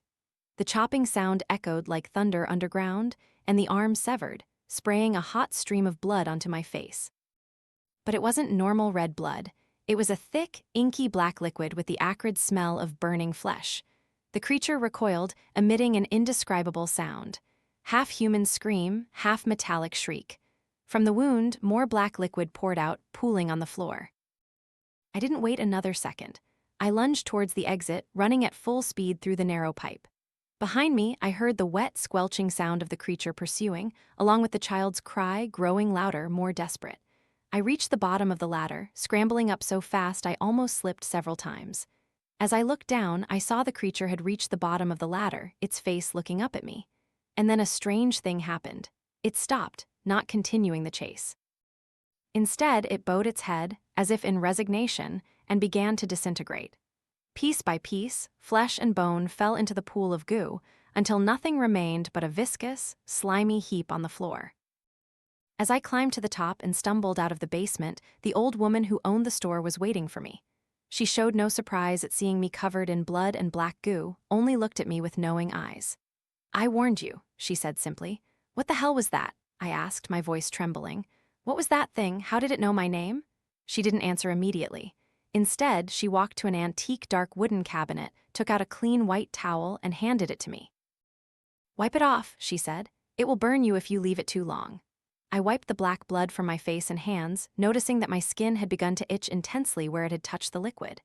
"In China," the old woman finally spoke, "we have a legend about jiangshi, or hopping vampires, but not like Western zombies. Jiangshi can be formed from many bodies, many souls. They remember everything from the people who make them up." "That's not a legend," I said, my voice hoarse. "I just saw it. Not a tradition," she admitted. "This is something newer or perhaps far, far older. What do you know about it?" "Only what my family has passed down, that there are things living in the darkness beneath the city, that they collect the dead and make them part of themselves, and that they bear the mark of the spiral." My heart pounded. The spiral? She nodded, pointing to the towel I was holding. Looking down, I saw the black liquid had formed a shape on the white Fabrica perfect spiral. How do we stop it? I asked, feeling my throat tight. You can't stop it, she said, her voice gentle but firm. It's always there, always waiting. All we can do is stay away from it and hope it doesn't notice us. But it already knows my name, I whispered. She looked at me, her eyes full of pity. Then you have been marked, and one day it will come for you. I left the store with an icy feeling in my heart. Getting home, I burned my soiled clothes and showered thoroughly, trying to wash away the sticky sensation of the black goo. But no matter how hard I scrubbed, I still felt dirty from the inside. That night, in my dream, I saw myself back in the sewer system. But this time, I wasn't the observer. I was a part of that grotesque creature. A piece of flesh in its colossal structure, a voice in its chorus. And all around me, I sensed the others. Rodriguez, Mercer, and hundreds of people whose names I didn't know.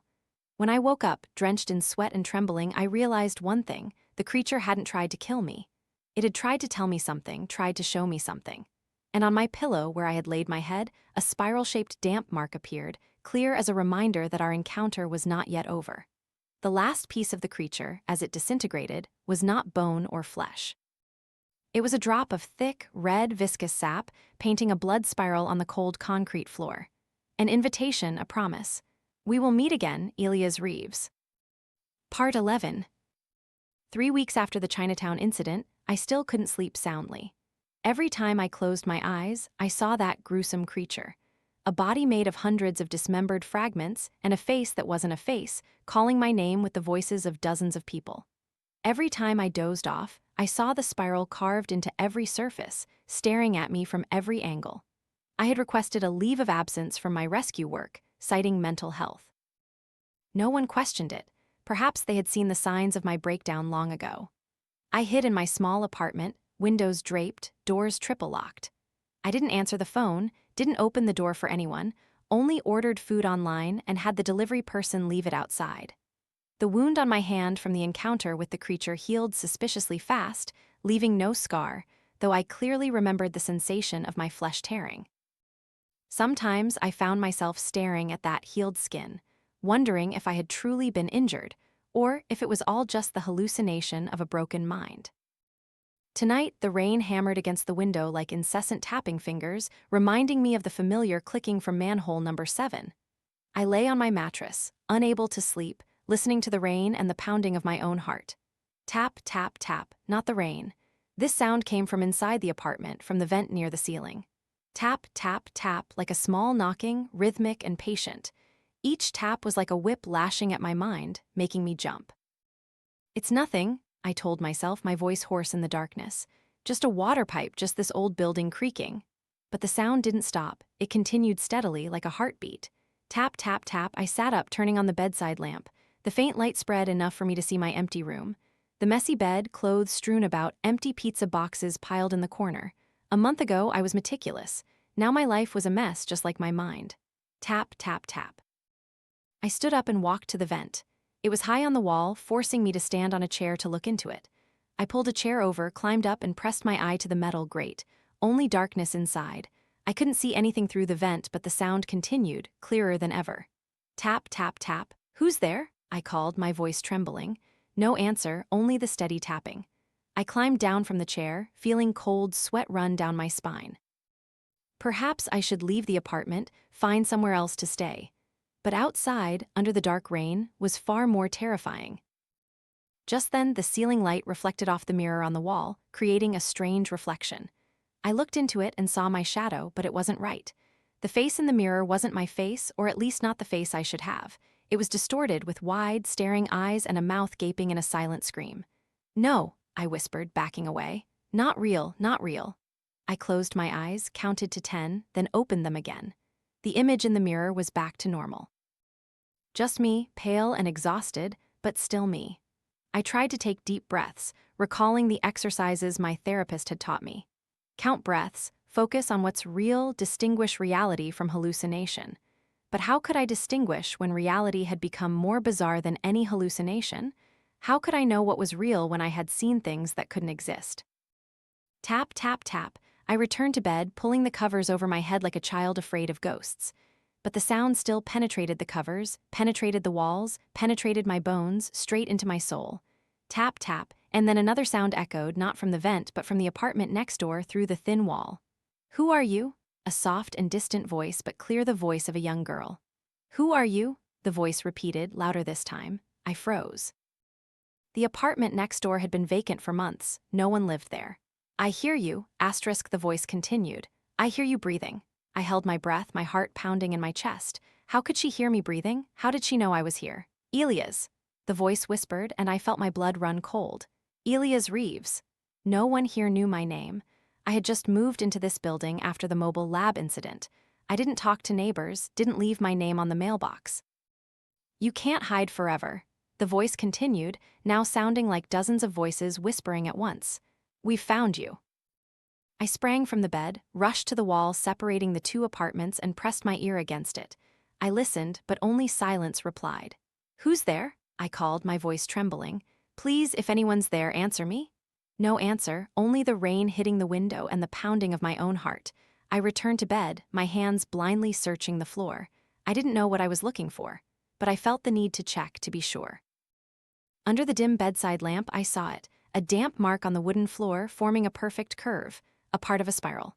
"No," I whispered, backing away. "No." I stood up too quickly, my head swimming. I needed to get out of here. Needed fresh air, needed light. I stumbled to the door, unlocked it, and stepped into the hallway. The hallway was empty and silent, with only the emergency light flickering at the end of the corridor. As I pressed the elevator call button, I realized something was wrong. Too quiet. No machinery sounds, no elevator moving, just absolute silence. And then I heard it right behind me. A wet, heavy breathing sound like a large creature. I spun around and saw nothing. The hallway was still empty, but the breathing continued, so close I felt hot breath on the back of my neck. "I know what you fear." A voice whispered in my ear, Maria's voice. The woman I hadn't seen since the secret lab incident. I spun around, but still saw no one. The hallway was still empty, only shadows and the flickering emergency light. "You fear, not because of what you've seen," the voice continued, now sounding like Mercer, "but because of what you've become." "I don't understand," I said, my voice cracking in the empty space. "Look at your hands, Elias," the voice commanded, now sounding like the dismembered flesh creature from Chinatown. I looked down and screamed. My hands were no longer hands. They had transformed into a twisted mass of flesh with long, distorted fingers, and the skin had turned a pale greenish blue. I sat up in bed, gasping, drenched in sweat. I was still in my apartment, still night, still rain hitting the window. A dream, just a dream. But when I looked down at my hands, they were still normal, healthy human hands. I sighed in relief. I stood up, stumbled to the bathroom, and turned on the light. The bright light made me squint. I looked in the mirror, checking my face. Still me, though pale and exhausted with dark circles under my eyes like bruises. I turned on the faucet, scooped a handful of cold water, and splashed it on my face. The cool sensation helped me sober up, pushing the nightmare into a distant corner of my mind. As I looked up at the mirror again, I felt a chill run down my spine. Behind me in the reflection, a shadowy figure stood in the bathroom doorway. A slender figure with long black hair hanging down, obscuring its face. Not someone I knew, not someone I had ever met. I froze, not daring to turn around, not daring to look directly. "You can't run," the shadowy figure whispered, its voice soft as a breeze. "Not from yourself." Slowly, I turned around. No one in the doorway, no one in the apartment but me. I returned to bed, my hands and feet trembling. I no longer knew what was real and what was a dream, no longer knew if I was awake or asleep. All I knew was fear, a deep, primal fear that was corroding my soul from within. I closed my eyes, trying to count my breaths.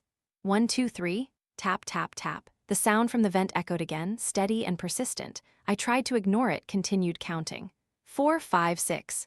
Tap, tap, tap. 7, 8, 9. Elias.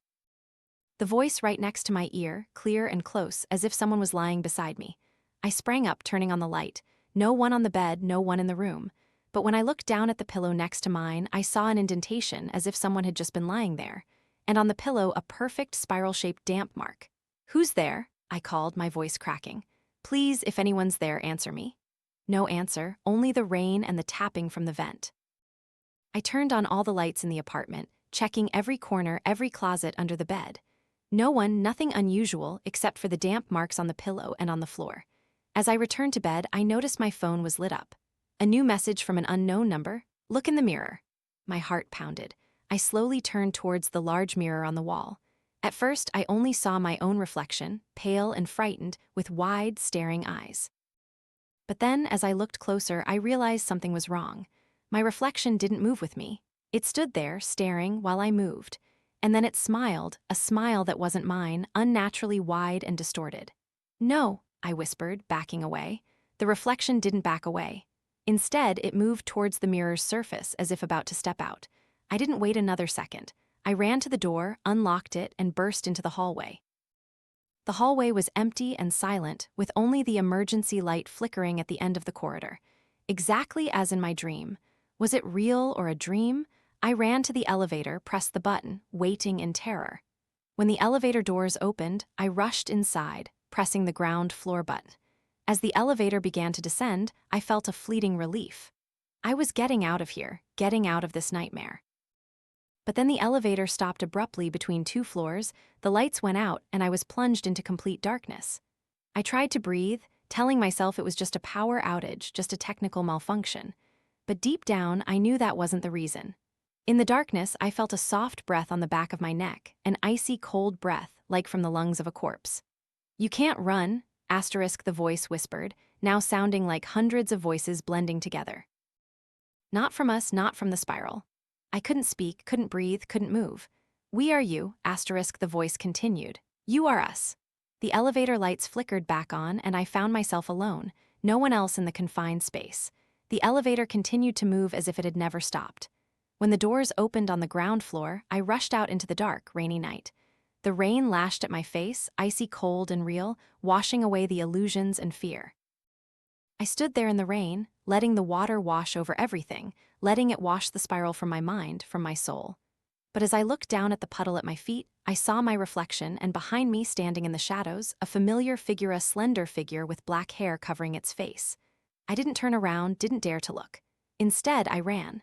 Ran in the rainy night, not knowing where I was going, only knowing I needed to get out of here. But deep down, I knew the truth. I couldn't run, couldn't escape what I had seen, what I had become. Because the spiral wasn't just out there, in the dark sewers, in the monstrous creatures, it was within me. It had always been within me, ever since I first saw it in Manhole Number 7. And tonight, it had awakened. Part 12. That night, I ran in the rain until my legs gave out. I didn't know how far I had gone, only that I couldn't go back to that apartment, where the darkness and the tapping awaited me.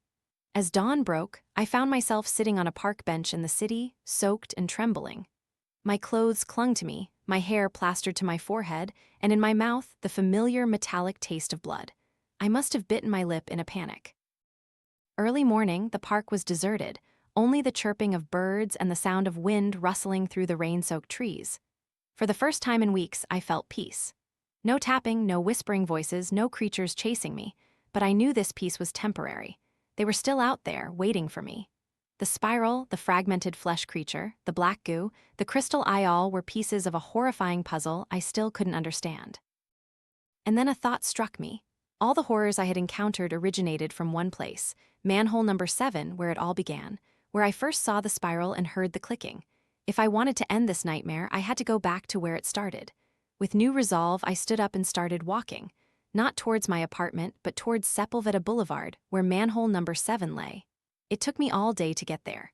No money, no phone, no transportation. I had to walk across the city, resting when tired and continuing when I regained strength. It was late afternoon when I finally reached Sepulveda Boulevard. Manhole Number 7 was still there, exactly as it had been. The metal manhole cover lay in the middle of the road like a circular scar on the asphalt skin.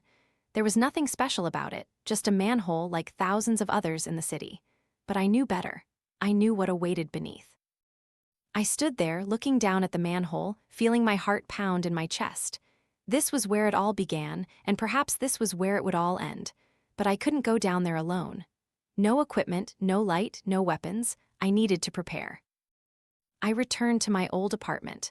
Not the new one where I had experienced the nightmare last night, but the old one where I had lived before all this horror began. I still had the key, even though I had canceled the lease long ago. I didn't know if anyone had moved in, but I had to try. I needed to retrieve some things I had left behind. My rescue gear, a flashlight, and most importantly, the evidence of the spiral that I had collected and hidden under the floorboards, where no one could find it. Fortunately, the apartment was still empty. A thin layer of dust covered everything, proving that no one had been here since I left. I quickly searched for what I needed: an old backpack, a spare flashlight, a multi-tool, and a small metal box containing all the evidence. When I opened the box, everything was there: the blood-soaked fabric with the spiral from Manhole Number 7 that I had secretly kept, the memory card from Maria's camera that I had copied before leaving the lab, the old tape recording from the secret lab, and the blood-stained document page that I had collected during my last visit there. I gathered all the evidence and arranged it in a circle on the floor. They looked like pieces of a puzzle I still didn't understand. Through the window, the sun had begun to set, painting the sky orange and purple. I knew I should wait until morning to return to Manhole Number 7, but I also knew I wouldn't be able to sleep tonight. It was better to face the fear now, while I still had the courage. I packed everything into my backpack, checked my flashlight and multi-tool one last time, then left the apartment. I didn't know if I would ever return here, but if not, at least I was ready for what awaited me. Night had fallen when I returned to Manhole Number 7. The streets were deserted, only the distant sound of traffic and the wind whistling through the tall buildings. With my rescue tool, I easily opened the manhole cover, revealing a gaping black maw beneath like a gateway to hell. I switched on my flashlight, shining it into the darkness. The iron ladder was still there, rusty and damp, leading down to the bottom of the sewer. The last time I came down here, I was with Miguel and Sarah. This time, I was alone. Taking a deep breath, I began to climb down. Each step creaked under my weight. The sound echoed in the confined space below. The familiar smell of mud and chlorine assailed my nostrils, taking me back to that fateful night when it all began. When I reached the bottom, I stood in ankle-deep, icy cold mud. My flashlight swept across the damp walls, revealing cracks and moss covering the old concrete surface. I knew where I had to go. The small tunnel to the right, where we had first seen the slender shadow, where I had found the blood-soaked fabric with the spiral. I advanced towards that tunnel, one step at a time, feeling my heart pound in my chest. There was no familiar clicking, no ragged breathing, only the sound of flowing water and my own footsteps. The tunnel was still as narrow as I remembered, forcing me to move stooped over. The flashlight couldn't penetrate far in the confined space, only illuminating a few meters ahead. I continued deeper into the tunnel, further than my team and I had ever gone. The muddy water grew deeper, almost to my knees, and the pungent smell of chlorine lingered. And then the tunnel opened into a circular chamber, a place I had never seen before. I stopped at the threshold, shining my light inside. In the center of the chamber, a strange object caught my attention. At first, I thought it was a large rock or a broken piece of concrete, but as I approached, I realized what it was: a door. A door standing independently in space, not attached to any wall.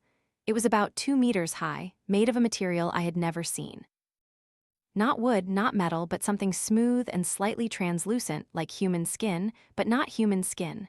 Its surface was unblemished, without any scratches or imperfections. "Impossible," I whispered, moving closer.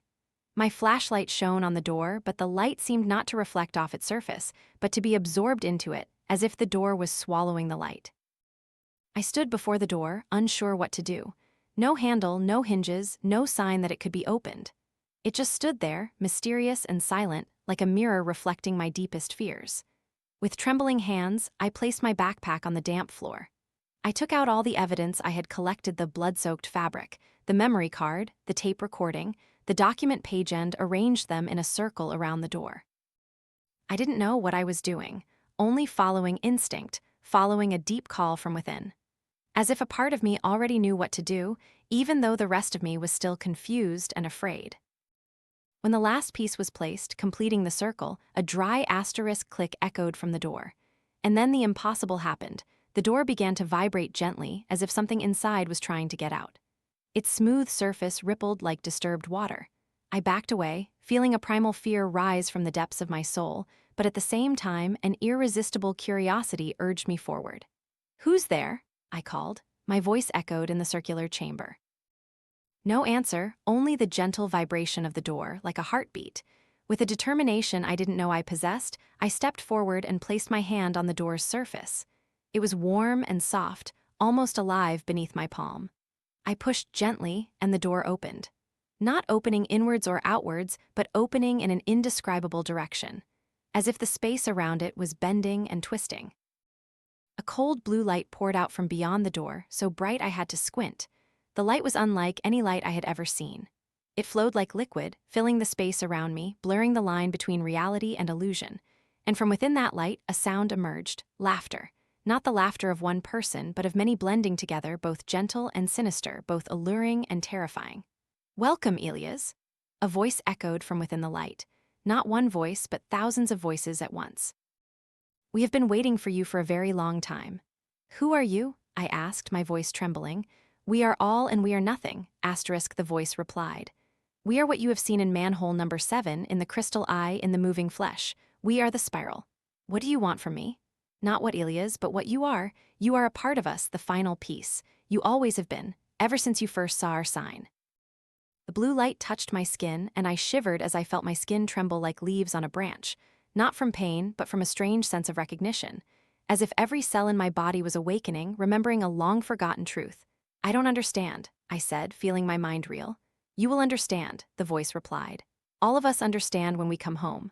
I didn't know what home meant, but a deep part of me seemed to understand. A part I didn't know existed until now.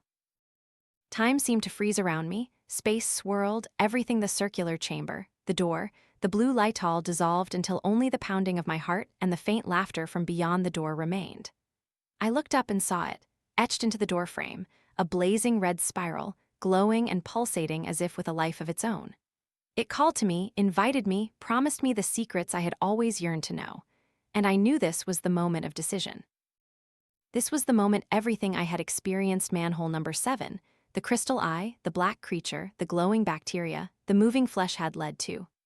I could turn back and run, return to the world above with my fears and unanswered questions. Or I could step forward, walk through the door, and discover the truth, whatever it might be. With a pounding heart and ragged breath, I reached out and touched the blazing red spiral, and the world plunged into darkness.